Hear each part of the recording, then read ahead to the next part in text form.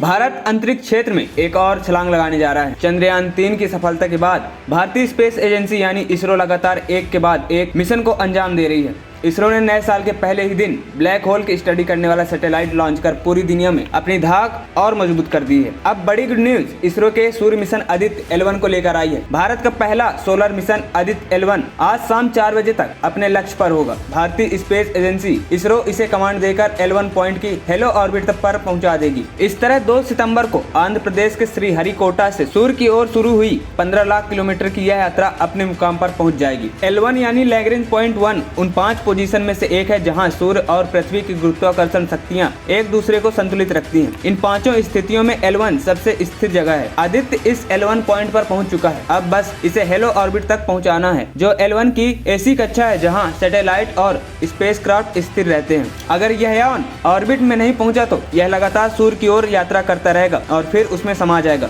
Hello orbit से आदित्य विभिन्न कोणों से सूर्य की स्टडी कर सकेगा। यहाँ ग्रहण की बाधा भी नहीं पड़ सकती, क्योंकि यह ऑर्बिट L1 पॉइंट के इर्द गिर्द उसी तरह चक्कर लगाती है जैसे धरती सूर्य के चारों ओर घूमती है। इसरो पहली बार किसी सैटेलाइट को हेलो ऑर्बिट में पहुंचाने की कोशिश कर रहा है। यह काफी चुनौतीपूर्ण है। इसमें आदित्य L1 की रफ्तार को काबू करने के लिए और हेलो ऑर्बिट की ओर उसकी राह बदलने के लिए उसमें लगे थ्रस्टर से फायरिंग की जाएगी। अगर पहली बार चूक गए तो बाद में सुधार करके और थ्रस्टर फायर करने पड़ सकते हैं। अभी तक इसरो धरती पर लगे टेलीस्कोप से सूर्य की स्टडी करता था, लेकिन इससे सूर्य के वातावरण का गहराई से पता नहीं चलता। इसकी बाहरी परत कोरोना कितनी गर्म क्यों है और इसका तापमान कितना है, इसका पता नहीं है। लेकिन आदित्य के साथ गए उपकरण इस पर रोशनी डालेंगे। इस सैटेलाइट में मुख्यतः उपकरण है क्रोनोग्राफ। यह एक टेलीस्कोप है जो सूर्य के कोरोना पर 24 घंटे निगाह रखेगा और रोज 1440 तस्वीरें भेजेगा। वहीं दूसरा है solar ultra violet imaging telescope. यह सूर्य के फोटोस्फीयर और क्रोमोस्फीयर की तस्वीर लेगा। तीसरा है सोलेक्स S और हेल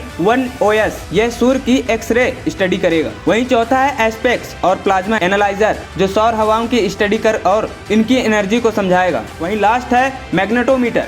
L1 पॉइंट के आसपास चुंबकीय क्षेत्र को मापेगा। सूरज अपनी धरती के सबसे नजदीक का तारा है। इससे बहुत ज्यादा एनर्जी निकलती रहती है और सौर लपटें भी उठती रहती हैं। इनकी लपटों की दिशा अगर धरती की तरफ हो जाए तो स्पेसक्राफ्ट, सैटेलाइट और कम्युनिकेशन सिस्टम खराब हो सकते हैं। ऐसी सौर घटनाओं की आदित्य L1 समय समय पर सूचना देता रहेगा, जिससे नुकसान को कम किया जा सकता है।